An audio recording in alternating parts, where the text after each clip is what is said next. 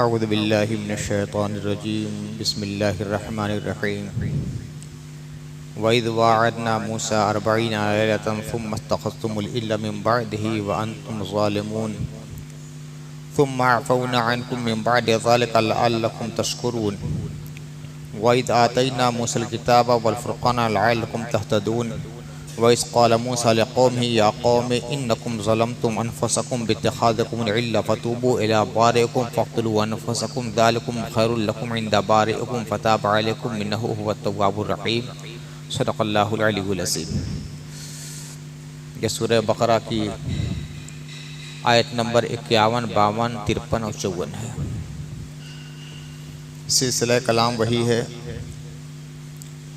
حضرت ابراہیم علیہ السلام اور بنی اسرائیل پر اللہ تعالیٰ نے جو نعمتیں نازل فرمائی تھی، اور پھر بنی اسرائیل نے اللہ کے حکم سے جو سرتابی کی تھی اس کا بیان ہے۔ اللہ فرماتا ہے وَإِذْ وَاعَدْنَا مُوسَىٰ 40 لَيْلَةً، اور یاد کرو جب کہ ہم نے موسیٰ سے 40 رات دن کا وعدہ کیا۔ ثُمَّ اتَّخَذْتُمُ الْعِجْلَ مِن بَعْدِهِ، پھر تم نے اس کے بعد بٹلے کی پوجا شروع کر دی۔ وَأَنْتُمْ ظَالِمُونَ، اور تم سب ظالم تھے۔ ثُمَّ عَفَوْنَا عَنْكُم مِّن بَعْدِ ذَلِكَ لَعَلَّكُمْ تَشْكُرُونَ، پھر ہم نے اس کے بعد تمہیں معاف کر دیا تاکہ تم شکر ادا کرو۔ وَإِذْ آتَيْنَا مُوسَى الْكِتَابَ وَالْفُرْقَانَ لَعَلَّكُمْ تَهْتَدُونَ، اور یہ بھی یاد کرو جب ہم نے موسیٰ کو کتاب یعنی وہ حقائق دیے جو حق و باطل کے درمیان تمیز کرتے ہیں، لعلکم تہتدون، تاکہ تم لوگ ہدایت پا جاؤ۔ وَإِذْ قَالَ مُوسَىٰ لِقَوْمِهِ يَا قَوْمِ إِنَّكُمْ ظَلَمْتُمْ أَنفُسَكُمْ بِاتِّخَاذِكُمُ الْعِجْلَ، اور یاد کرو جب کہ موسیٰ نے اپنی قوم کے لوگوں سے کہا اے میری قوم کے لوگوں، تم لوگوں نے بٹلے کو اپنا معبود بنا کر اس کی پوجا کر کے اپنے اوپر خود ظلم کیا ہے۔ فَتُوبُوا إِلَىٰ بَارِئِكُمْ فَاقْتُلُوا أَنفُسَكُمْ ذَٰلِكُمْ خَيْرٌ لَكُمْ عِندَ بَارِئِكُمْ، تو اپنے رب کی طرف رجوع کرو، پھر اپنے مجرمین کو اپنے ہاتھوں سے قتل کر ڈالو، کہ تمہارے پروردگار کی بارگاہ میں تمہارے لیے زیادہ بہتر ہے۔ فَتَابَ عَلَيْكُمْ إِنَّهُ هُوَ التَّوَّابُ الرَّحِيمُ، پھر اللہ تعالیٰ نے تم پہ توجہ فرمائی، تمہاری توبہ قبول کی، بے شک وہی بہت توبہ قبول کرنے والا، رحم فرمانے والا ہے۔ یہ 4 آیتیں ہیں اور اس کا ترجمہ۔ ان میں کئی واقعات بیان ہوئے ہیں۔ پہلے یہ کہ اللہ تعالیٰ نے حضرت موسیٰ علیہ السلام سے وعدہ لیا۔ پہلے تو یہ وعدہ تھا کہ 30 رات اور دن میری بارگاہ میں حاضری دو کوہ طور پر آ کر۔ جب حضرت موسیٰ علیہ السلام نے اللہ تعالیٰ سے عرض کی کہ یا اللہ اپنی کتاب عطا فرما دے، واضح قوانین عطا فرما دے، تو اللہ تعالیٰ نے فرمایا کہ اس کے لیے 30 دن رات میرے پاس رہنا پڑے گا، میری بارگاہ میں خلوت کے ساتھ، دنیا سے سارے رخ موڑ کر کوہ طور پر تمہیں اپنا وقت گزارنا پڑے گا۔ یہاں تو یعنی سورہ بقرہ میں یہاں ہے کہ 40 لیلہ 40 دن اور رات۔ کبھی دیکھیں رات لیلتن کے اصل معنی تو رات ہوتے ہیں، لیکن کلام عرب میں کبھی کبھی ایسا بھی ہوتا ہے کہ بولتے ہیں ایام، یوم کے معنی دن، لیلتن معنی رات، یوم بولتے ہیں اور ایام بولتے ہیں تو رات اور دن دونوں مراد ہوتے ہیں۔ اسی طرح لیلتن بھی بولتے ہیں تو صرف رات نہیں، رات اور دن دونوں مراد ہوتے ہیں۔ یہ اہل عرب اس کو اچھی طرح جانتے تھے، تو جب اس طرح کی باتیں بیان ہوتی تھی تو اس کا مفہوم کیا ہے اور مراد کیا ہے اور مقصد کیا ہے اہل عرب اچھی طرح پہچان جاتے تھے۔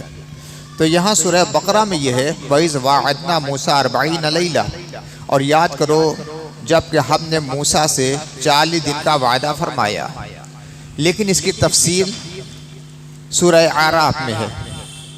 وہاں یہ ہے کہ وَوَاعَدْنَا مُوسَىٰ 30 لَيْلَةً، اور ہم نے موسیٰ سے 30 رات کا یعنی رات دن دونوں 30 رات کا وعدہ کیا۔ وہاں 40 یہاں 30. یہاں تفصیل بیان کی جا رہی ہے، وہاں اجمال بیان کیا گیا تھا، یعنی ٹوٹل 40 جو ہے اس کو بیان سورہ بقرہ میں کیا گیا، لیکن اس کی تفصیل کیا ہے یہ سورہ اعراف میں بیان ہوتی ہے. وَوَعَدْنَا مُوسَىٰ 30 لَيْلَةً، اور ہم نے موسیٰ سے 30 رات دن کا وعدہ لیا. وَأَتْمَمْنَاهَا بِعَشْرٍ، اور ہم نے 10 ملا کر اس کو پورا کر لیا، پہلے 30 اور پھر اس کے بعد 10. فَتَمَّ مِيقَاتُ رَبِّهِ 40 لَيْلَةً، اس طرح 40 رات دن کا اللہ کا وعدہ پورا ہو گیا. تو وہاں ٹوٹل بیان کیا گیا ہے، یہاں تفصیل، یعنی ایسا نہیں ہے کہ وہاں کچھ اور ہے یہاں کچھ اور ہے. یہاں تفصیل ہے کہ پہلے 30 دن کا وعدہ کہ آؤ میرے پاس رہو، 30 دن خلوت میں گزارو، اور پھر اس کے بعد ہوا کہ 10 دن اور 40 دن. جب 40 دن پورے ہو گئے تو اللہ تعالیٰ نے توریت شریف نازل فرمائی حضرت موسیٰ علیہ السلام کی کہ زبردست کے تختیوں پر توریت شریف نازل ہوئی. قرآن مجید اور توریت کے نزول کا الگ الگ طریقہ ہے. قرآن مجید حضرت جبریل علیہ السلام نے قلب محمدی پہ نازل کیا، انہوں نے تلاوت کی، اللہ نے دل میں بات اتار دی. قرآن مجید کے نزول کا طریقہ یہ رہا. اور توریت شریف جو ہے وہ زبردست کی تختی تھی، اس تختی پر لکھی ہوئی نازل ہوئی، وہ حضرت موسیٰ علیہ السلام کو دی گئی ہے. تو دونوں کا طریقہ الگ الگ ہے. یہاں زبانی نزول ہوا ہے کہ حضرت جبریل علیہ السلام نے زبانی سنایا، اور حضرت موسیٰ علیہ السلام کے پاس جو نازل ہوئی ہے وہ تختی پر لکھ کر نازل ہوئی ہے. طور پر جانے سے پہلے حضرت موسیٰ علیہ السلام نے اپنا خلیفہ اور نائب حضرت ہارون کو بنا دیا تھا. اس کا تذکرہ بھی سورہ اعراف میں یہاں ہے. وَقَالَ مُوسَىٰ لِأَخِيهِ هَارُونَ اخلفنی فی قومی وَأَصْلِحْ وَلَا تَتَّبِعْ سَبِيلَ الْمُفْسِدِينَ، اور موسیٰ نے اپنے بھائی ہارون سے کہا میرے قوم میں میرے خلیفہ اور نائب بن کر رہنا، وَأَصْلِحْ اور ان کی اصلاح کرتے رہنا، وَلَا تَتَّبِعْ سَبِيلَ الْمُفْسِدِينَ اور مفسدوں کی راہ کو اختیار مت کرنا. یہ حضرت موسیٰ علیہ السلام نے حضرت ہارون کو جب اپنا خلیفہ اور نائب بنایا کہ میں تو جا رہا ہوں توریت لینے کے لیے، اب میری قوم کو سنوارنا ہے، سدھارنا ہے، ان کو کنٹرول میں رکھنا ہے، ان کی ہدایت اور رہنمائی کرنا ہے، یہ اب تمہارا کام ہے، تم میرے نائب و خلیفہ ہو، لہذا ان کو صحیح راستے پر چلاتے رہنا. لیکن ہوا یہ کہ 30 دن تو پہلے گزر گئے. حضرت موسیٰ نے یہ کہا بھی تھا کہ 30 دن کے لیے جا رہا ہوں. 30 دن جب گزر گئے تو ایک شخص تھا جس کا نام تھا سامری، وہ کچھ جادو بھی جانتا تھا، اور کچھ روایتوں میں یہ ہے کہ اس نے اپنی نگاہوں سے بڑا عجیب منظر دیکھا تھا. وہ صاحب کشف تھا. حضرت جبریل علیہ السلام اس قافلے کی پیشوائی کر رہے تھے جو قافلہ حضرت موسیٰ علیہ السلام لے کر چلے تھے فرعونیوں کے حلقے سے. آگے آگے حضرت جبریل اپنے گھوڑے پہ سوار تھے، حضرت موسیٰ تھے، اس کے پیچھے تمام بنی اسرائیل کے لوگ تھے. تو اس نے دیکھا کہ جہاں حضرت جبریل علیہ السلام کے گھوڑے کی ٹاپ پلٹی تھی وہاں سے سبزہ اگ جاتا تھا، اور حضرت جبریل ہی کا گھوڑا پہلے دریا میں گیا تو وہاں راستہ بن گیا. حضرت موسیٰ علیہ السلام آگے بڑھے، بنی اسرائیل آگے بڑھے، کسی نے نہیں دیکھا، مگر کچھ ایسی روحانی طاقتیں پیدا ہو گئی تھی سامری کے اندر کہ اس کو محسوس ہو گیا کہ یہ حضرت جبریل علیہ السلام ہے. تو اس نے یہ کیا کہ جہاں حضرت جبریل کے گھوڑے کی ٹاپ پڑی تھی وہاں سے تھوڑی سی مٹی اٹھا لی. کچھ روایتوں میں ملتا ہے، اگرچہ وہ روایتیں سند کے اعتبار سے بہت مضبوط نہیں ہیں مگر یہ ملتا ہے، اس نے زمین کی وہ مٹی اٹھا لی جہاں حضرت جبریل اسلام کے گھوڑے کی ٹاپ تھی، اسے سینت کے رکھ لیا. ادھر حضرت موسیٰ علیہ السلام کو گئے ہوئے 30 دن پورے ہو گئے. ادھر سے شیطنت نے اس کے سر میں سر ابھارا. اس نے کہا بنی اسرائیل کے لوگوں، نہ جانے موسیٰ کے ساتھ کیا ہوا، کچھ خبر نہیں مل رہی ہے. ایسا کرو کہ ہم لوگوں نے دیکھا مصر کے لوگوں کو کہ وہ گائے کی پوجا کرتے ہیں، تو میں تمہارے لیے بھی خدا بنا دیتا ہوں. جو سونے اور دھات تمہارے پاس اس کو اکٹھا کرو. سبوں نے اکٹھا کر دیا. مزاج میں ان کے بھی شرک تھا، تو جو شرک مشرکانہ مزاج رکھنے والے تھے وہ اس کی بات پر آ گئے. اس کو اس نے گلایا، گلا کے بٹلا بنایا، سونار بھی تھا، اور پھر وہ مٹی اس کے منہ میں ڈال دی. اور جب منہ میں مٹی ڈالی، وہ مٹی جس پر حضرت جبریل کے گھوڑے کی ٹاپ پڑی تھی، تو وہ بٹلا بولنے لگا. کہا کہ دیکھو یہی ہمارے خدا ہیں. ابھی تک تو اندیکھے خدا کی تم لوگ عبادت کر رہے تھے حضرت موسیٰ علیہ السلام کے کہنے پر، اب اس خدا کی عبادت کرو جس کو اپنی آنکھوں سے دیکھ رہے ہو. جو لوگ فاسد الایمان تھے اور غلط اعتقاد رکھنے والے تھے، ایمان میں بہت کچے تھے، وہ اس کے بات میں آ گئے اور اس کی پوجا شروع کر دی. حضرت ہارون لاکھ سمجھاتے رہے یہ شرک ہے، یہ ظلم ہے، یہ اللہ کے حکم کی نافرمانی ہے، مگر وہ کس طرح ماننے کے لیے تیار نہیں ہوئے، لڑنے اور مرنے پر آمادہ ہو گئے. ادھر اللہ تعالیٰ نے فرمایا کہ 10 دن تمہاری میعاد بڑھا دی جاتی ہے. 30 کے بعد 40 دن ہو گئے. 40 کی بڑی اہمیت ہے. اسی کو خلوت 40 کہا جاتا ہے. 40 دن خلوت میں رہنا، اور جتنا بڑا منصب رہتا ہے اتنا ہی زیادہ خلوت. اللہ کے نبی صلی اللہ علیہ وسلم پر جب قرآن کا نزول ہونے والا تھا تو فرمایا کہ فحبب الیہ الخلوہ، فحببت الیہ الخلوہ، خلوت یعنی تنہائی حضور کے محبوب ہو گئی، وہی اچھی لگنے لگی. چنانچہ غار حرا میں جا کے کبھی کبھی ہفتے، کبھی کبھی ایک مہینہ تک خلوت میں رہا کرتے تھے. یہ خلوت میں رہنے کے بعد انسان کی روحانی ترقی ہوتی ہے، دنیا سے اس کا دل اچاٹ ہوتا ہے، پھر اس کے دل میں نور پیدا ہوتا ہے، اور پھر معرفت کو اخذ کرنے کی، اللہ کی امانتوں کو اخذ کرنے کی، اکتساب فیض کو اس کے اندر صلاحیت پیدا ہوتی ہے. جب اپنے قلبی کثافتوں کو انسان دور کر دیتا ہے تو اس کے اندر لطافت پیدا ہوتی ہے، اور جب یہ لطافت پیدا ہوتی ہے تو اللہ کے فیضان کو قبول کرنے کا اس کے اندر ملکہ پیدا ہو جاتا ہے. اسی لیے صوفیاء کرام خلوت 40 کی بڑی اہمیت بتلاتے ہیں. خلوت 40 کے ساتھ ساتھ صوفیاء کی ایک تعلیم یہ بھی ہوتی ہے کہ قلت خلط بانام، مخلوقات کے ساتھ ملنا جلنا کم، بیٹھ بازی کرنا، یہاں وقت گزار دینا، ان سے گفتگو میں وقت گزار دینا، چودرے پر بیٹھے رہنا، یہ چیز صوفیاء کرام کے ہاں بہت معیوب مانی جاتی ہے. وہاں کیا تعلیم ملتی ہے؟ والد صاحب کی زبان میں گفتگو کم چاہیے انسان سے، بیشتر ہو گفتگو رحمان سے. بندوں سے کم گفتگو، اللہ سے زیادہ گفتگو. جو ضروریات ہے بس وہاں تک اپنے کو محدود رکھا جائے، پھر اپنے آپ کو خلوت میں سمیٹا جائے، اپنے گھر کے کمروں تک سمیٹ لینا، فتنوں سے اپنے آپ کو بچا لینا ہے. اللہ کے رسول کی حدیث ہے من اخلص للہ 40 یوما ظاہرت جنابع الحکمت من قلبہ علی لسانہ. جو شخص 40 دن تک اللہ کے لیے اپنے آپ کو خالص کر دے، یعنی یہ سوچے کہ یہ 40 دن صرف اللہ کا کام کرنا ہے، 40 دن اپنے کو اللہ کے لیے خالص کر دے، تو حضور فرماتے ہیں کہ حکمت کے چشمے اس کے دل میں پھوٹتے ہیں اور زبان سے جاری ہو جاتے ہیں. تو 40 دن کی بڑی اہمیت ہے. یوں ہی نہیں کہا جاتا کہ چلا کرنا ہے، بہت اہمیت اس چیز کی ہے. تو حضرت موسیٰ علیہ السلام کو جب توریت ملنے والی تھی تو اللہ تعالیٰ نے ان سے 40 دن کی خلوت اختیار کرائی ہے، چلا کرایا. فتم میقات ربہ، اللہ کی میعاد یہ پوری ہو گئی 40 دن. تو ادھر حضرت موسیٰ علیہ السلام اس تختی کو لے کر آئے جس پر توریت لکھی ہوئی تھی، اور یہاں آئے تو گو پوجا ہو رہی تھی. بہت ناراض ہو گئے. حضرت ہارون کو تماشا مار دیا، داڑھی بھی پکڑ لی.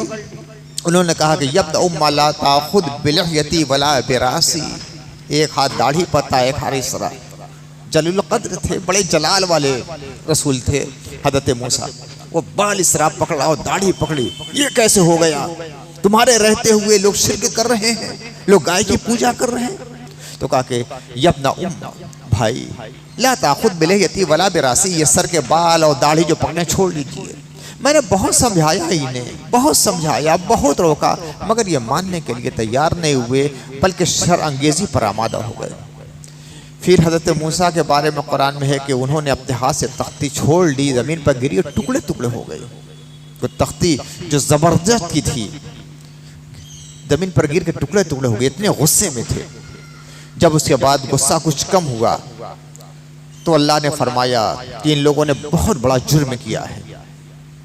اب جرم کی تلافی یہ ہو سکتی ہے کہ یہ لوگ پہلے تو توبہ کریں، اور پھر جو لوگ توحید پر قائم تھے وہ اپنے قبیلے کے ان مشرکین کو جنہوں نے یہ جرم کیا کہ گو کی پوجا کی اپنے ہاتھوں سے قتل کر ڈالے، اور لوگوں نے ایسا کیا، موحدین نے مشرکین کو ختم کیا۔ اسی کا تذکرہ ہے۔ یاد کرو جبکہ ہم نے موسیٰ سے 40 رات دن کا وعدہ کیا، ثم اتخذتم العجل من بعدہ، پھر تم نے اس کے بعد بٹلے کو اپنا معبود بنا لیا، وانتم ظالمون، اور تم سب ظلم کر رہے تھے۔ ظلم کیا ہے؟ حق تلفی کرنا۔ اللہ نے تمہیں صرف اپنا عابد بنایا تھا، اللہ کی عبادت کرنا، مگر تم گائے کی عبادت کرنے لگے، بٹلے کی عبادت کرنے لگے، یہ ظلم کر رہے تھے۔ ثم عفونا عنکم من بعد ذلک لعلکم تشکرون، پھر ہم نے اس کے بعد تمہیں معاف کر دیا تاکہ تم لوگ شکر ادا کرو۔ معاف کرنے کی صورت یہ ہوئی کہ پہلے تو توبہ کی، اور پھر اس کے بعد موحدین نے مشرکین کو اپنے ہاتھوں سے قتل کر ڈالا، اور اس طرح ان کے گناہوں کی تلافی ہو گئی۔ وَإِذْ آتَيْنَا مُوسَى الْكِتَابَ وَالْفُرْقَانَ لَعَلَّكُمْ تَهْتَدُونَ، اور یاد کرو جب ہم نے موسیٰ کو وہ کتاب دی جو حق و باطل کے درمیان تمیز کرتی ہے تاکہ تم لوگ ہدایت پاؤ۔ دیکھیے واو کے معنی عربی میں اور ہوتا ہے، یہاں بہت سے لوگوں کو ٹھوکر لگی۔ وَإِذْ آتَيْنَا مُوسَى الْكِتَابَ وَالْفُرْقَانَ، یاد کرو جب کہ ہم نے موسیٰ کو کتاب دی اور فرقان دیا، تو وہ سمجھتے ہیں کہ کتاب الگ چیز ہے، فرقان الگ چیز ہے۔ تو واو عاطفہ تو ہوتا ہی ہے جس کا ترجمہ اور کیا جاتا ہے، جیسے کہیں کہ جمیل احمد آئے اور اکرم رضا آئے، تو اس کا مطلب یہ کہ جمیل احمد الگ ہے، اکرم رضا الگ ہے، ایک شخصیت کے نام نہیں ہے۔ لیکن کبھی کبھی عربی زبان میں واو آتا ہے تو اس کو واو بیانیہ کہا جاتا ہے، یعنی پہلے جو حقیقت بیان کی گئی ہے اسی کو اور واضح طریقے سے بیان کیا جا رہا ہے۔ یہاں یہ واو بیانیہ ہے، بیان کے لیے آیا ہے، الگ کوئی حقیقت نہیں ہے، یعنی جو کتاب ہے وہی فرقان ہے۔ یاد کرو جب کہ ہم نے موسیٰ کو کتاب دی جو کہ فرقان ہے تاکہ تم لوگ ہدایت پاؤ، یعنی جو کتاب دی گئی توریت شریف وہی فرقان بھی ہے۔ فرقان کا مطلب وہ ہوتے ہیں کہ خیر اور شر کے درمیان، حق اور باطل کے درمیان، بھلائی اور برائی کے درمیان جو تمیز کرنا سکھائے۔ تو یہ جو توریت ہے یہ ایسی کتاب ہے جس کے ذریعہ اچھائی اور برائی کے درمیان تمیز ہوتی ہے۔ اللہ کی جتنی بھی کتابیں ہیں، چاہے توریت شریف ہو، چاہے انجیل شریف ہو، چاہے زبور شریف ہو، سب کی خاصیت یہ ہے کہ حق اور باطل کو علیحدہ کر دیتی ہے۔ یہاں گڑبڑ نہیں کیا جاتا، حق و باطل وہاں گڑبڑ نہیں ہے، حق الگ ہے باطل الگ ہے۔ قرآن شریف کا تو ایک نام ہی فرقان ہے، قرآن شریف کی ایک سورہ بھی ہے، سورہ فرقان۔ تبارک الذی نزل علی عبدہ الفرقان، نزل الفرقان علی عبدہ، تبارک الذی نزل الفرقان علی عبدہ لیکون للعالمین نذیرا، برکت والا ہے وہ جس نے اپنے بندے پر فرقان نازل کیا۔ تو قرآن کا ایک نام فرقان بھی ہے، یعنی حق و باطل کو علیحدہ کرنے والا۔ تو اللہ فرماتا ہے یاد کرو جب کہ ہم نے موسیٰ کو کتاب دی جو فرقان ہے، یعنی حق و باطل کو الگ الگ تمیز کرنے والا ہے۔ کیوں بھیجی؟ لعلکم تہتدون، تاکہ تم لوگ ہدایت پاؤ۔ یہ کتاب الہی کے نزول کا سب سے بڑا مقصد ہے۔ ہم یہ سمجھتے ہیں کہ تاکہ ہم اسے پڑھیں۔ قرآن نے یہ نہیں کہا کہ ہم نے موسیٰ کو کتاب دی جو کہ فرقان ہے تاکہ تم لوگ اس کی تلاوت کرو، لعلکم تتلون نہیں ہے، لعلکم تقرؤون نہیں ہے، لعلکم تہتدون، تاکہ اس کتاب کے ذریعے تم ہدایت پاؤ۔ تو اللہ کی کتاب اس لیے نہیں ہے کہ صرف پڑھ لی جائے، تلاوت کر لی جائے، ثواب حاصل کر لیا جائے، اس سے ہدایت حاصل کرنا یہ مقصد ہے۔ جتنی بھی اللہ کی کتابیں ہیں سب کا مقصد ہدایت دینا ہے، اور بندوں کے ہدایت کے لیے یہ ساری کتابیں نازل ہوئی ہیں۔ ہدی للناس وبینات من الہدی والفرقان قرآن کے بارے میں ہے، ہدی للناس تمام انسانوں کے لیے ہدایت ہے۔ وَإِذْ قَالَ مُوسَىٰ لِقَوْمِهِ يَا قَوْمِ إِنَّكُمْ ظَلَمْتُمْ أَنفُسَكُمْ بِاتِّخَاذِكُمُ الْعِجْلَ فَتُوبُوا إِلَىٰ بَارِئِكُمْ، اور یاد کرو جب کہ موسیٰ نے اپنی قوم کے لوگوں سے کہا اے میرے قوم کے لوگوں تم لوگوں نے اس بچڑے کو اپنا خدا بنا کر اپنے اوپر ظلم کیا ہے۔ اللہ کا کوئی نقصان نہیں کرتا، اللہ کی عبادت کوئی کرے نہ کرے، تمام دنیا کا ایک ایک فرد اللہ کی عبادت کرے تو اللہ تعالیٰ کو کوئی فائدہ نہیں پہنچا سکتا، اب پوری دنیا اگر اللہ کی عبادت نہ کرے، شرک کرے تو اللہ کا کوئی نقصان ہونے والا نہیں۔ جو شخص شرک کرتا ہے، کفر کرتا ہے، وہ اپنا نقصان کرتا ہے، اسی حقیقت کو اللہ بیان کرتا ہے۔ اور یاد کرو جب کہ موسیٰ نے اپنی قوم سے کہا اے میری قوم کے لوگوں تم لوگوں نے بٹلے کو اپنا معبود بنا کر اپنے اوپر ظلم کیا ہے، اللہ کا نقصان نہیں کیا، اپنا نقصان کیا۔ فَتُوبُوا إِلَىٰ بَارِئِكُمْ، اپنے خالق کی طرف رجوع کرو، توبہ کرو اس کی بارگاہ میں، اور اس کا طریقہ یہ ہے فَاقْتُلُوا أَنفُسَكُمْ، تم اپنے مجرمین کو قتل کرو، یعنی جو موحدین ہیں، جو سچے مومنین ہیں، جنہوں نے اس فتنہ سازی کے زمانے میں بھی اللہ کی عبادت سے کنارہ کشی اختیار نہیں کی، جو گو پوجا نہیں کیا، تو جو موحدین ہیں وہ مجرمین کو اپنے ہاتھوں سے قتل کریں۔ یہ صرف حقیقت قرآن ہی میں بیان نہیں ہوئی ہے، توریت میں بھی تفصیل کے ساتھ یہ حقیقت بیان کی گئی ہے۔ آج بھی جو توریت ملتی ہے جس کا اردو میں بھی ترجمہ موجود ہے، اس میں یہ لکھا ہوا ہے صاف صاف کہ حضرت موسیٰ نے کہا کہ اب بس ایک ہی راستہ ہے، یہ لوگ مرتد ہو گئے، توبہ بھی کر لیں تو یوں چھوڑا نہیں جائے گا، توبہ کرنے کے بعد ان کے تصفیہ اور تزکیہ کے لیے ضروری ہے کہ انہیں قتل کر دیا جائے، گردن اڑا دی جائے۔ اب ایک خاندان کے لوگ دوسرے خاندان کے لوگوں کو قتل کریں گے تو اختلاف پیدا ہو جائے گا، تلواریں کھینچ لی جائیں گی، عصبیت سر ابھارے گی۔ تو حضرت موسیٰ نے کہا کہ نہیں، جس قبیلے کے آدمی نے جرم کیا ہے اسی قبیلے کے آدمی قتل کریں گے تاکہ خاندانی عصبیت اور تعصب پیدا نہ ہونے پائے۔ چنانچہ لوگوں نے ایسا کیا، کچھ روایتوں میں آیا کہ 70,000 لوگ قتل کر دیے گئے۔ حضرت ہارون اور ان کے ساتھ تقریباً 20,000 لوگ تھے جنہوں نے اس کفر اور شرک کا ارتکاب نہیں کیا، ورنہ اکثر لوگ اس میں شامل ہو گئے، 70,000 لوگ مار ڈالے گئے۔ پھر حضرت موسیٰ کہتے ہیں ذالکم خیر لکم عند بارئکم، یہ تمہارے رب کی نگاہ میں زیادہ بہتر کام ہے، بہتر یہ ہے کہ دنیا ہی میں سزا پا جاؤ، عالم آخرت کی سزا سے بچ جاؤ، یہ تمہاری نگاہ میں، یہ اللہ کی بارگاہ میں تمہارے لیے بہتر ہے۔ فتاب علیکم، پھر اللہ نے تمہاری توبہ قبول کر لی، انہ هو التواب الرحیم، بلا شبہ وہ بہت توبہ قبول کرنے والا، بہت رحم کرنے والا ہے۔ یہ بنی اسرائیل کے وہ واقعات ہیں جو ہم سب کے لیے بھی لائق عبرت ہیں کہ بنی اسرائیل کو اللہ نے بڑی فضیلت دی تھی، تمام عالمین پر ان کو فضیلت عطا فرمائی تھی، مگر انہوں نے جب شرک و کفر کا ارتکاب کیا تو اللہ کا عذاب آیا، اور ایسا عذاب آیا کہ آپس میں کچھ تو خون کا سلسلہ شروع ہو گیا۔ یہ مسلمانوں کو اس لیے یہ واقعات بتلائے رہے ہیں کہ اللہ نے تمہیں خیر امت بنایا ہے، تم ان جرائم کا شکار مت ہو جانا جن جرائم میں ملوث ہو گئے تھے بنی اسرائیل، اور اللہ کی سعادتوں اور نعمتوں سے دور کر دیے گئے تھے۔ یہ سب ہمارے لیے نمونہ عمل ہے۔ اللہ تعالی ہمیں اور آپ کو توفیق عطا فرمائے۔ اللہم صلی علی سیدنا و مولانا محمد وعلی آل سیدنا مولانا محمد وبارک وسلم۔ مولا کریم قرآن مجید کے صدقے میں ہم سب کے گناہ کو معاف فرما دے اور ہماری زندگی میں قرآن کا نور اتار دے۔ وصلی اللہ تعالی علی خیر خلقہ سیدنا و مولانا محمد وآلہ وصحبہ اجمعین برحمتک یا ارحم الراحمین۔